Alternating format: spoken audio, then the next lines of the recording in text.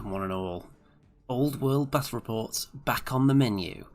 On the eve of the Dwarven releases, we're going to have the new Arcane Journal, we're going to have all the old models. Very exciting time to be a dwarf player. So, this is the final battle report before all that stuff hits, and I'm trying out something drastically different from all my previous battle reports. We're going to try the Turn 1 Hammer Blob launch. And I'll explain how that works shortly. So there was no Old World Battle Report last week because I had a knee operation and still recovering from that. It is healing up nicely, but I thought I'll go down to the old game club and see how it goes, just sitting around. I'm sure I can handle that, playing Warhammer for a couple of hours. Unfortunately, it wasn't that comfortable, so I have had to pull out of the tournament this weekend. I don't think my leg can handle that at the moment, but there are plenty of other tournaments coming up, and we have got this one bit of juicy old world content for you right now. So let's dive in and look at the battlefield. It's against the Warriors of Chaos, and I'll tell you my list and then I'll tell you the thinking behind all the elements of it. So first of all, we've got the Anvil of Doom, who is the general, and that has been upgraded with the Rune of Preservation to make it immune to Killing Blow and multiple wounds to stop it being like cannoned off, that sort of thing. Got the Rune of Spellbreaking for the 1 auto dispel, and the Master Rune of Balance for the once per turn add an extra dice to the dispel and discard the lowest. So some nice dispelling abilities there. We've got an Engineer who has a handgun. We've got the Thane BSB, who has the Master Rune of Grungni for the ward save. It's going to go into the Hammerer unit. And I think that is the only rune on this one. Then in core, we've got a bit of a change up. The first thing that's the same as usual, we've got the 16 Rangers with all the upgrades as usual. So they've got the Rune of Courage so that they would auto-pass any fear or terror checks. They've got great weapons, crossbows, throwing axes, shields. Fully tooled up. Then we've got 10 Quarrelers and 10 Thunderers. So the Quarrelers are down here with a full command. The Thunderers are over there. They have got a full command apart from no standard. And both units have given shields as well. Make them a bit more survivable. It's only 1 pointer model. Then we've got a huge amount of special in this list. We're nearly up to the 1,000 point limit on special, and there's no rare at all in this list. So I'll give you the full rationale behind all the thinking when I've finished going through it all. So we've got a Bolt Thrower with the Rune of Skewering, which is over here, staring into the flank nicely. We've got 2 Naked Cannons, which are here and here, with the Engineer between them. We have got a Grudge Thrower, also naked, no runes on there either. We've got 3 Gyrocopters with the Clattergun, which is the March and Shoot one. So there's one here, one in the middle, and one over there. Then we've got the 16 Hammerer Blob, and they are drilled. They've got shields as well, so that'll protect them against shooting or spells, but not in close combat, because they'll be using their 2-handed hammers. They've got full command, and they have got the Stroller's Rune, so they get to make a Vanguard move of 3 inches before the game, and they've got the Rune of Confusion, so enemies charging them will not get an initiative bonus. So, here is the plan. The Hammerers Vanguard up 3 inches. They're in marching column, so then if I get the first turn, they then move forward, triple their movement, which is 9 inches. Then the Anvil lets them move again, at which point they go into a wider formation for fighting, and then they move another 6 inches. So with that, they can get pretty close to the enemy, and what you're looking for, because obviously people don't want to charge the Hammerers, they would like to avoid it, so there's no point just planting yourself in front of a dragon that's just going to flop over your head. So what you want to look for are units that can't get out of the way, and preferably units that have frenzy or are impetuous, so that they may have to charge you. So you can see that the Hammerers are on this side behind the hill. They're going to go straight for this unit right here, which is impetuous and don't have any support. That's what I was looking out for. I'll tell you what's in the opposing list and then why I felt that was the best target. So let's dive through a bit. So we've got some Marauder Horsemen with flails. We've got some Forsaken Chaos Warriors. We've got some regular Chaos Warriors with a level 4 Sorcerer with the Law of Demonology. We've got 20 Chaos Chosen with the Mark of Khorne, with a horrible, murdery Chaos Lord in there. We've got 5 more Marauder Horsemen and a Chaos Giant. So, this whole area, the Hammerers probably would not want to be in front of those units, because this unit of Chosen have Initiative 4. So, when they charge the Hammerers in the front, even though they don't get an Initiative bonus, they're still going to be striking at the same time as the Hammerers. And the Hammerers are quite fragile. Even though I've got that ward save in there with them, you don't really want to be taking massive losses. So I'd rather not fight that unit, and rather fight the other Chaos Warrior units, which are only Initiative 3. So then if they charge the Hammerers will go up to Initiative 4 and strike before them. Which is important, because the Hammerers can quite easily wipe out an entire front rank if they're going first. So, based on the deployment, I picked out the Forsaken as the target for the Hammerers that are going to be yeeted, as the kids might say, all the way across the battlefield, and try and get right in front of that unit immediately as soon as the game starts. Everything else, because there is a unit with Frenzy there, I'm going to try and use gyrocopters to redirect them, because they're forced to charge if you put something in front of them. So I can hopefully try and lead them a merry dance with the gyrocopters. That would be the dream. We'll see if it works out that way. The Anvil is mainly in this position to give the Hammerers the bit of extra movement that they need to get right in front of the enemy, and the Engineer is between all the war machines that could misfire to help out there. The Rangers, what I'm using them for in this game, recently, a lot of the time I've been putting them in front of some of my other units, and they're quite expensive, the Rangers. Let me just have a look exactly how much they are. So 267 points. And what I'm finding is that they may kill something, but then they get killed as well if they're right in the middle of the fight. So I'm going back to how I used them before, which was stick them on a flank. Any kind of flank forces that go after them, like a giant or cavalry, will probably get killed by them. And at that point, they'll probably survive the game. Because the big, meaty blocks most likely aren't going to want to commit themselves to come out to the flank where there's limited stuff for them to kill. They're more likely to be in the middle. My artillery placement, because of the terrain layout for this game, I feel like I've had to put them in a little bit of an exposed position. I've staggered them a bit so they're not all going to get charged at once. And I would have liked to have had more of them on the flanks, but they would have had limited lines of sight with like this hill right here, and this hill, and the woods. So I've put some of them in the middle, and I've put the bolt thrower out on the flank. So hopefully when the blocks of Chaos Warriors move forward, I'll get shots into their flanks and get lots of hits through. Because Chaos Warriors do have a nice armor save, and being able to ignore that with the Rune of Skewering, very handy. We have got Wouter and Augustin and Giovanni in the chat. Good evening. So don't forget to like this video, everybody, by the way. And this cannon right here, you'll notice that there's no crew on it. That's because I forgot the crew. So I've just put a dice there with how many of the crew are still alive. So, with my Vanguard moves, you can see the Hammerers have gone up 3 inches, and the Gyrocopters have moved up as well. And these are the spells that the Chaos Sorcerer has. So, Steed of Shadows is the one to watch out for, because it lets a unit fly 12. So when they're in marching column, they can fly 36 inches, which is obviously horrifying for a massive unit of drilled Chaos Chosen, who can end up right in front of you. A Demonic Vessel, which puts +1 modifier to their strength and attacks characteristic on a unit.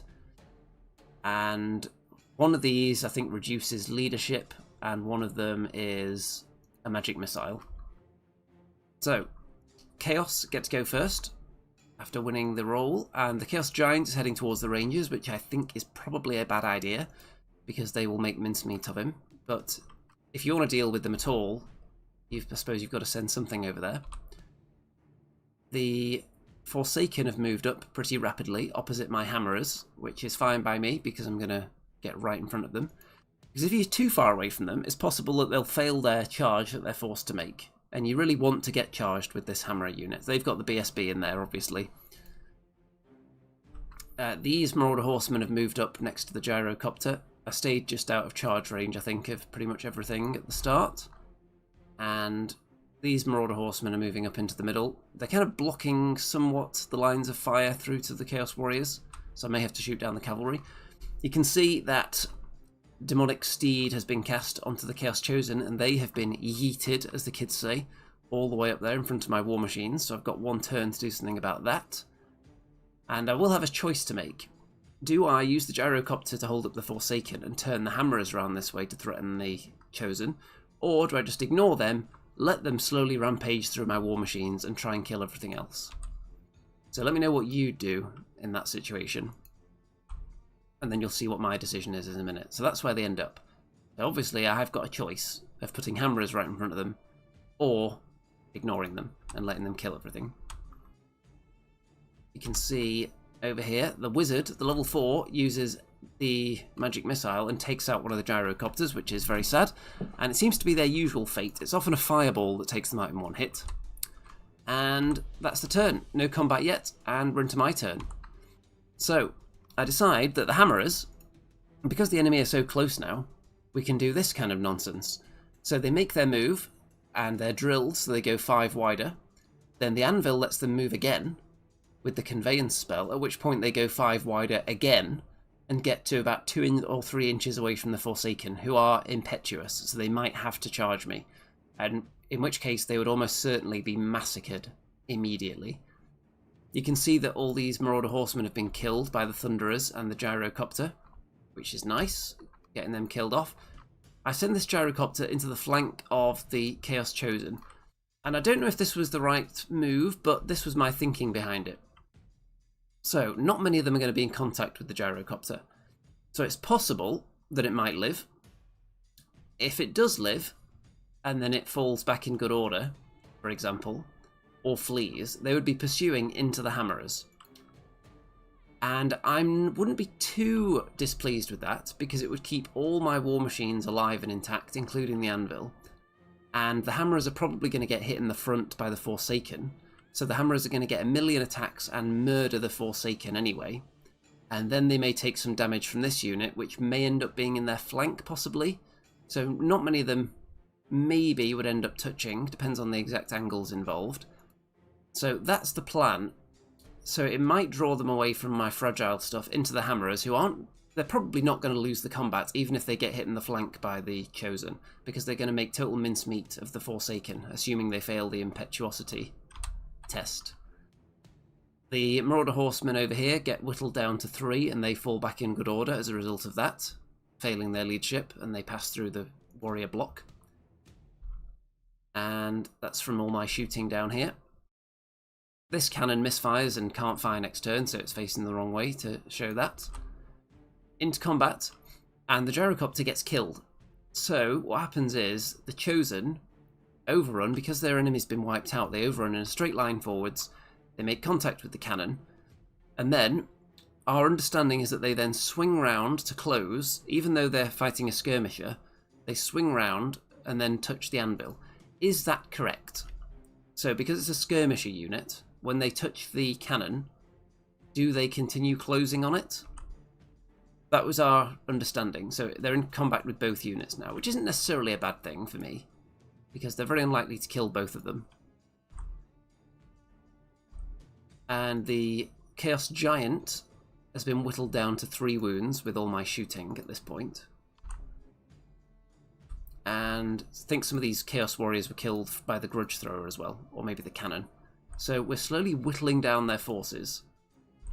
And what are the goals for next turn? I'm going to try and finish off the Giant when it tries to charge me. Hopefully they have to charge me there. Wouter says, I think the cannon needs to form up to the unit instead, but I'm not really sure. Yes, I'm going to have to dive into the rulebook to look up exactly how that's supposed to work there. But either way, it mainly means the anvil isn't going to be able to do its spells when it comes to my turn, because it's locked in combat. Turn 2 for the Forces of Chaos. So the Forsaken fail their impetuous test, and they charge straight into the super wide hammerers, so they're going to get absolutely smushed very shortly. You can see the hammerers have got this little token on them. That shows that they got the lesser of the 2 buffs from the anvil's enchantment bound spell, so they get to reroll their armor saves. But I'd be surprised if any of the hammerers even get hit in this turn, because the Forsaken don't actually have a champion. So if I direct my attacks against the unit, there's very little chance that any of the front rank will be left to strike against me. The Chaos Giant declares a charge into the Rangers, which could be deemed suicidal. because they have stand and shoot, but they fail with the stand and shoot and don't do any wounds, so they're going to have to try and kill them with their great weapons instead. These Chaos Warriors with the Sorcerer move up a little bit, getting into position so maybe they could flank charge the Hammerers if this combat's still going on. And the 3 Marauder Horsemen have moved up into their flank, which will protect them from things like the Bolt Thrower shooting at them. So, in combat, 4 of the Quarrelers, not the Quarrelers, the Rangers are killed by the Giant, but the remaining Rangers slap the Giant, chop his knees off with their great axes, and he's dead. So that's good, and this flank is looking pretty secure and safe now. The Chaos Lord and all of his various Chaos Chosen, they kill the cannon, but they don't do anything to the anvil this turn. It is quite sturdy. So they're stuck in that position, but when they make the follow-up move, because the anvil can give ground, because it's unbreakable, of course, so when it gives ground, they then use their drilled ability to go wider into the combat. Over here, the Hammerers obviously splat most of the Forsaken and then don't get hit back at all, but the Forsaken are stubborn, I think, so they fall back in good order, and the Hammerers do not catch up with them, so I'm going to be able to charge them next turn though, and hopefully finish them off. And that's how it's looking. So Chaos are definitely running low on units. There's only these 3. This one's definitely going to die. And these Marauder Horsemen are probably going to get shot off. So if I can kill all those units and just leave the 2 big blocks, I'll be quite confident that I can chip away at them over the course of the game, as long as I don't take heavy casualties. Turn 2 for the Dwarves. So the Gyrocopter decides to help out the Hammerers with a charge, and the Hammerers just go as wide as they possibly can. The widest you'll ever see a unit of Hammerers into the front of the Forsaken, so that unit's going to get absolutely obliterated now. The Thunderers just turn round in case anything shakes loose in the centre. Let's see, Giovanni would have turned the Hammerers to charge the rear of the Chosen. So, the position the Hammerers were in here, if they turn round... Oh, you're talking about earlier in the game, rather than going for this unit, because that was definitely an option to try and counter the Chosen. Level up. Evening. How is your dwarf treasury holding up? Will you be recruiting more dwarves from GW Wave 2? Well, Wave 2 actually contains mostly stuff I've got already. All the stuff I wanted was in Wave 1, mostly, because I only recently bought gyrocopters before the releases happened. And what else is in Wave 2? The only one is possibly the mining cart. That's one thing I don't have. There's also the made-to-order Dragon Company, so they're the main things I'm interested in. I am going to try and possibly try and get some more dwarves on release day.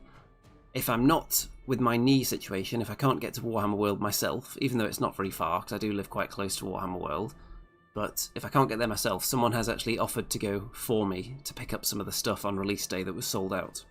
Because GW stores will sometimes have the items that were actually sold out online but will be in the shop. So I'm hopefully going to try and get even more. I've already spent quite enough on dwarves, but it is my army. So how much is too much, really?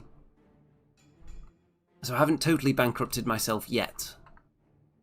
If the Dragon Company is 1 per customer, then that'll be a unit of... How many will you be able to get with that? I don't think they'll do Dragon Company 1 per customer, because it's made to order. So I think they just make as many as people want over a long period of time, so I don't think they need to limit those. It'd be a bit weird if they did, because then you'd be stuck with like a unit of 9 of them, so I don't think they're going to be limited. So Giovanni says maybe instead of pursuing the Forsaken, so the pursuit move was only like 1 inch, the pursuit, so they would have been about here. So I don't think they would have been in range to rear charge the Chosen anyway. I think they would have been too far away. Possibly outside the maximum declarable charge distance. Because they were front would have been about there. So yeah, I don't think they would have been close enough to make it, unfortunately. And maybe that's why this unit decided to go wide after the combat here. because obviously that's an entire inch that they're now further from the enemy. So maybe that's why choice was taken there. So that is something to consider in this game, actually, when you're deciding how to form up your unit, particularly with drilled. Does going wider or deeper bring you closer to any other enemy units that maybe you don't want to be closer to? So maybe that's some reasoning there. I also didn't want to leave this unit half dead, because I don't think what I've got on this side of the table is going to be enough to kill them otherwise, so I want to just finish them off and get the points. So, turn 2 for me. There's that charge, thunderous turn round.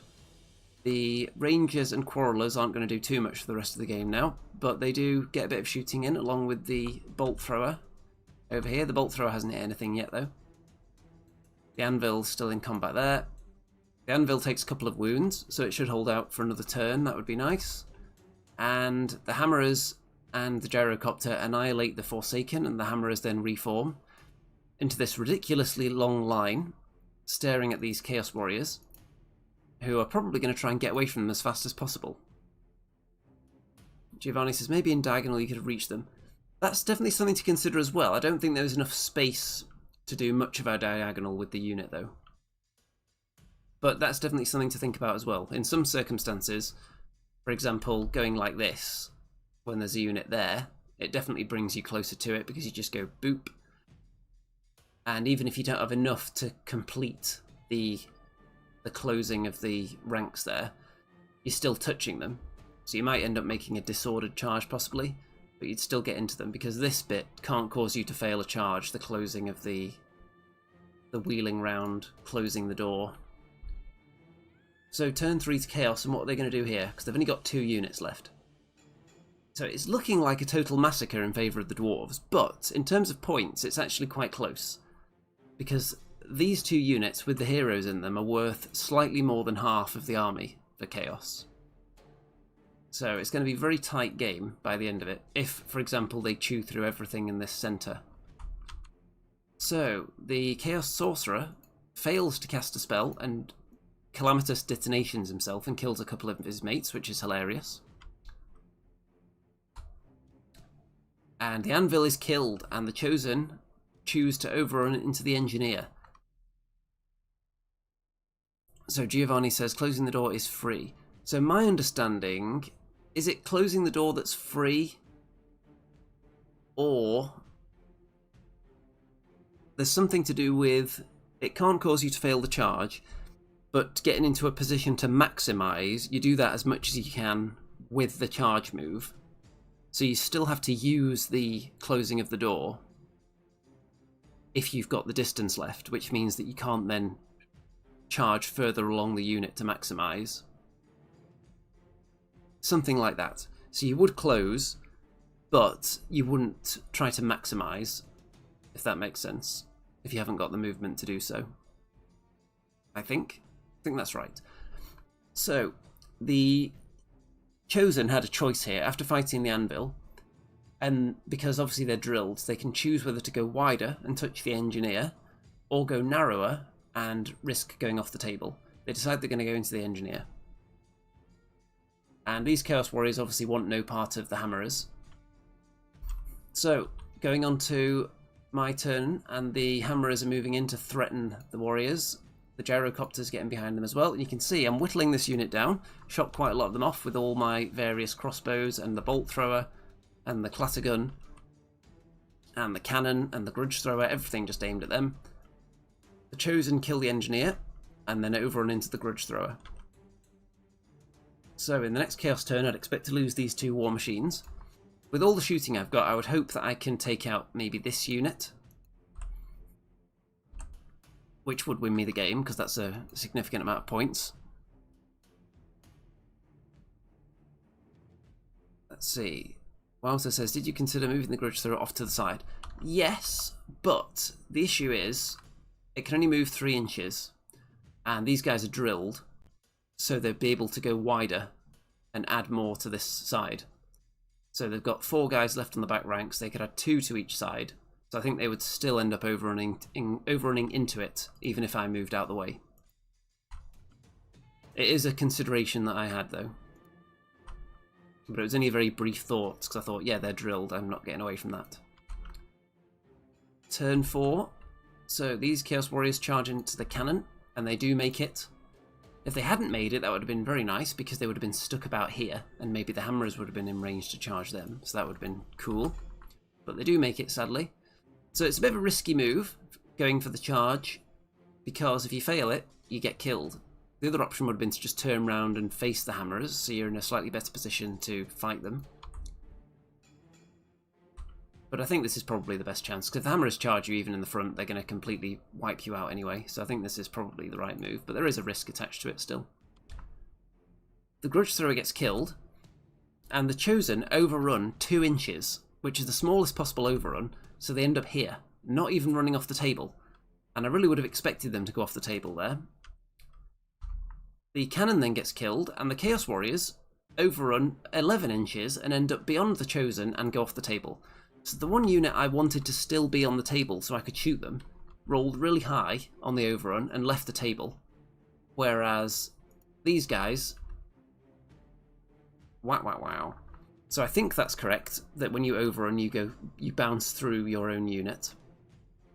Let me know if that's not correct, and whether they should have stopped there. Which I just thought about now. So, there's not going to be too much more action for the rest of the game now, because the Hammerers don't really want to fight this unit. Because, like I said, their initiative 4 will be striking at the same time, and they have a lot of attacks. So, and the Lord is really good with an even higher initiative as well. So, even if we kill each other, mostly, I think the Hammerers would die first. So, on to turn 4 for me. The Hammerers just turn round, and I just accept I'm going to survive the game with what I've got left and hope that's enough. Hope that's enough to get a small win or a draw, and we'll calculate it at the end and find out. So Giovanni says you don't think it's right. So yeah, if you're overrunning and you go into a friendly unit, do you just stop right there, or do you bounce through them? Or is it only fleeing that you bounce through? Because if it is, if they should have stopped there, then it would have been helpful for me, because I would have had more chance to shoot a unit that I can actually feasibly kill before the end of the game, because they were on significantly lower health than this unit. Good to know. That does sound right, actually, now that I'm thinking about it. So, into the Chaos turn, and I put the Gyrocopter just within range of them, so the Chosen have to charge it, just to lead them the wrong way. Because what I don't want to happen is for this Sorcerer to come back on the table and then use Demonic Speed. Is it Demonic Speed? To bring these guys closer to the Hammerers so that they could charge me next turn or get charged by me. So I'd rather not have to fight them. So force them to charge so they can't be moved again with a Conveyance spell. So because they've got Frenzy and they haven't lost a round of combat yet, the Gyrocopter did a good job there. On to my turn 5, just shooting away, trying to kill more of them. The Bolt Thrower can just about see the side of this unit. And there have been a couple of times in this game where the Bolt Thrower's hit and got a huge amount of potential damage by shooting into the flank. So that's good. Level Up says, going to try Royal Army or Expedition Force lists with the release of the new book tomorrow. Yes, I'm going to immediately start putting together lists as soon as I've got that book in my hand, hopefully tomorrow. The book is one of the items that I ordered from Element Games, so hopefully that's going to arrive tomorrow. It says it's been dispatched, I think, so that should be good for tomorrow. I'm going to immediately start putting together some lists, and what am I going to paint first? What significantly transforms my army? I've got the King on Shield Bearers that I could make first. I want to try and get my hands on Ungrim. I wasn't able to pre-order him, so I'll have to see if any of the shops have him in stock. I've got some people maybe looking out for him on my behalf, so that could be good. Any of those two would drastically change the army. The Pony Cart is a significant one as well. If that order, which I had to order from GW because that's an online only one, so if the Pony Cart comes as well, that'd be a nice quick one to paint, and that would help the army out a lot as well. It would really help this big hammer block yeeting across the table turn 1 situation, because you had +1 to their movement with the Bugman's Pony Cart. So they'd get some quite significant distance, because they would be vanguarding up 4 inches. They would then be in marching column and moving 12 inches. And then they would go wide and then move another 8 inches. So they'd move 24 inches in turn 1, potentially. Let's see, Wouter says, I looked up the war machine thing, couldn't find special rules for war machines, so as skirmishers they should have formed up to the warriors earlier. Good to know. So turn 6, and there's a spell cast on the hammerers to reduce their initiative and their leadership, just in case they take casualties and start fleeing. But the magic missile doesn't really do anything to them, so we're okay there. And in my turn, again, just shooting a bit. Haven't quite got this unit down into where I'm scoring any points for it. There's still just enough of them alive. How many is there? There's a sorcerer and 1, 2, 3, 4, 5, 6. So it starts off to 20 and you have to get them below 25%. So if I'd killed a couple more of those over the course of the game, I would have been scoring some nice points there. And we work out the totals to see who has won the game. And it ends up being a very, very narrow win for the Chaos. On the table, it feels like the Dwarves have done really well here, because the Chaos forces are down to 2 units, and they're surrounded by loads of guns and the hammerers. So I think if we just kept playing until someone was dead, I think the Dwarves have got a really good chance of just winning the game by shooting at the enemy and not moving towards them.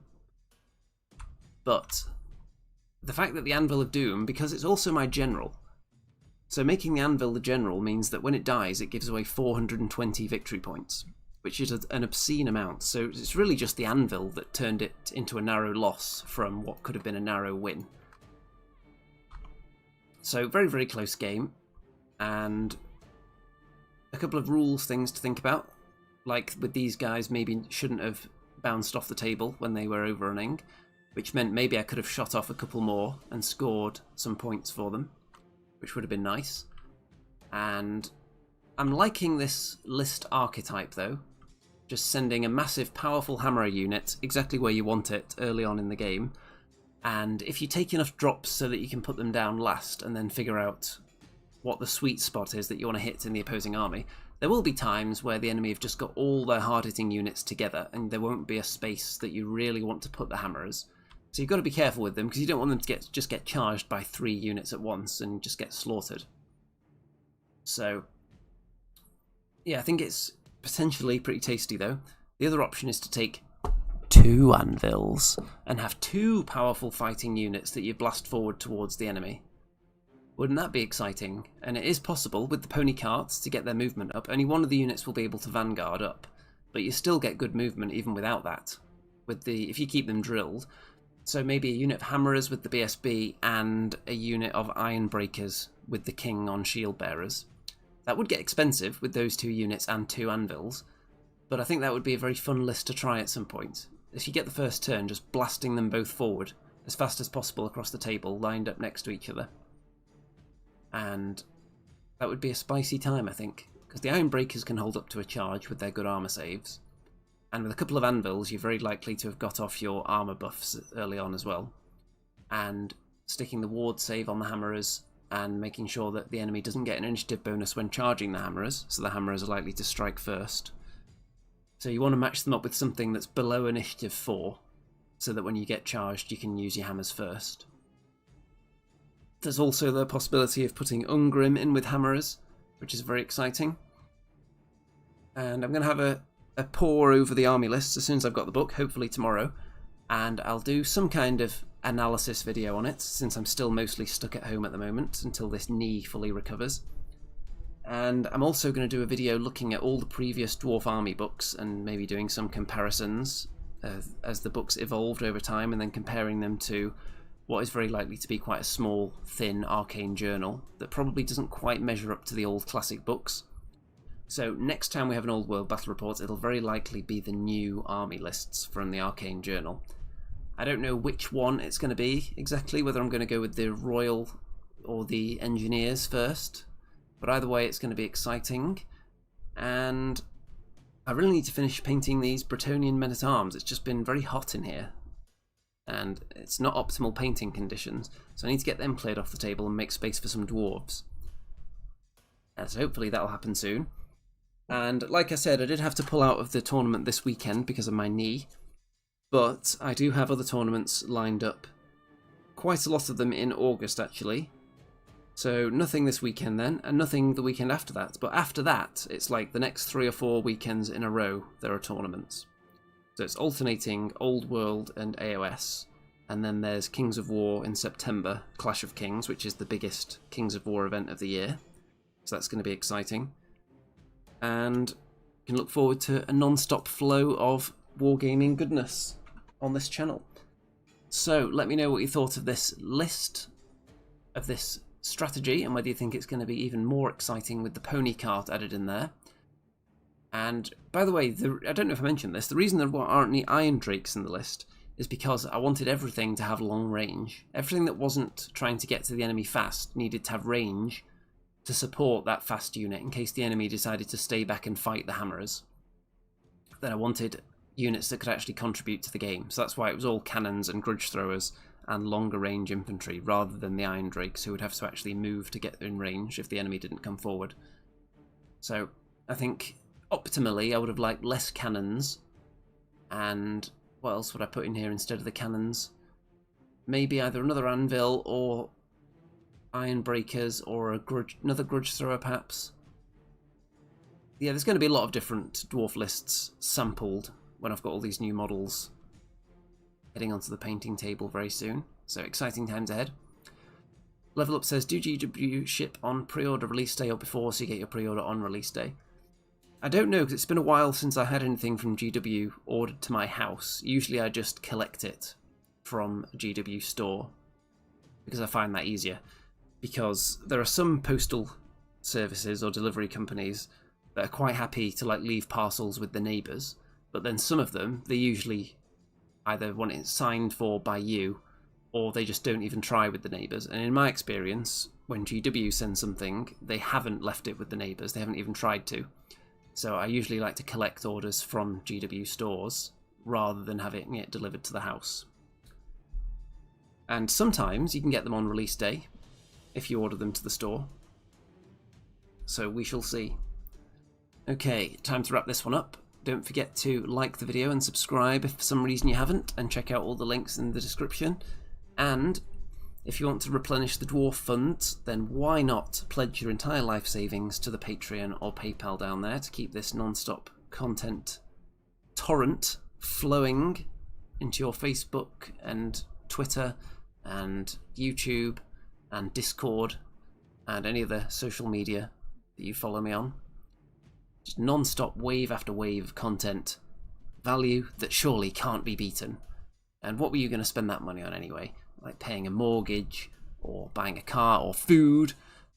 Surely those things pale into insignificance compared to Andy 2D6 Wargaming Battle Report content. I think we're all in agreement on that.